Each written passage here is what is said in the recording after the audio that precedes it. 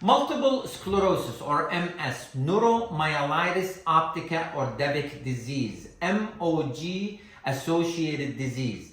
Three different entities, three different diseases from the same family, but they are different. Different in presentation, different in diagnosis, different in treatment. I apologize in advance because this video is going to be technical, and however, one of my followers asked me to speak about it, and I had a patient today that we were questioning which one of those three diseases she has, so I thought I'd make this video to clarify it.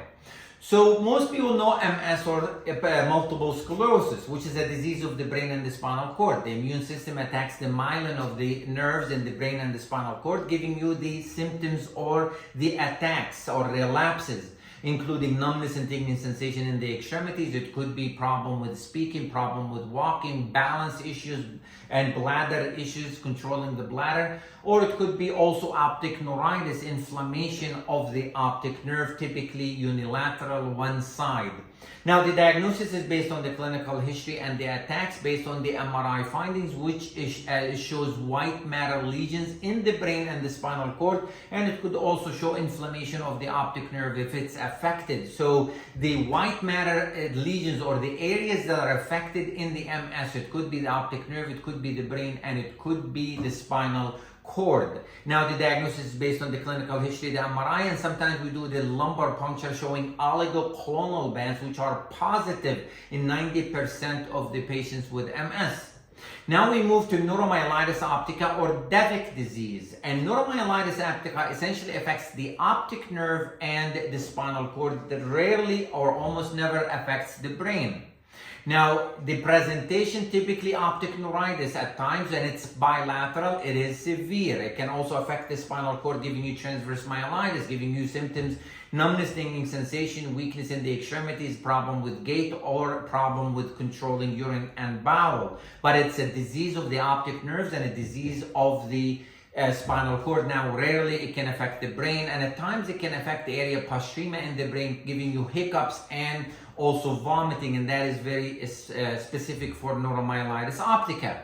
Now, the diagnosis is based on the MRI, so we check for optic nerve inflammation enhancement, also for the spinal cord if they have lesions, and we check for the neuromyelitis optica antibodies or aquaporin 4 antibodies that are specific for neuromyelitis optica to confirm the diagnosis.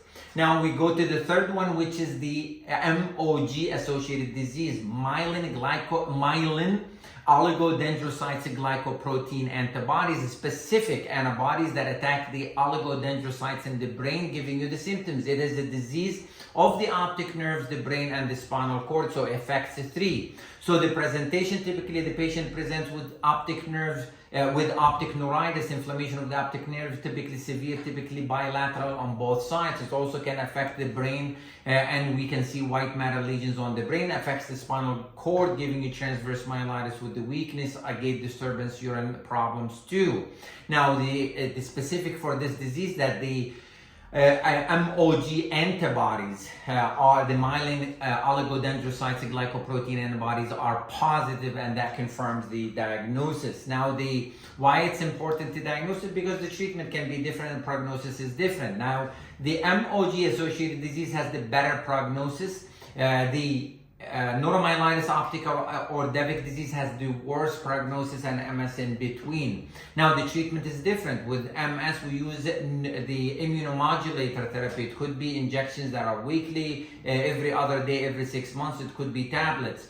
With the neuromyelitis optica, we give immunosuppressants also to suppress the immune system, and we might give IVIG at times. With also the MOG associated disease, we give immunosuppressants and we give IVIG at times, but the prognosis is a little bit better. So as we see, three different entities, same family, giving you different presentation, different way of diagnosing them to confirm the diagnosis, and the treatment might be different, and also the prognosis is different. Thank you.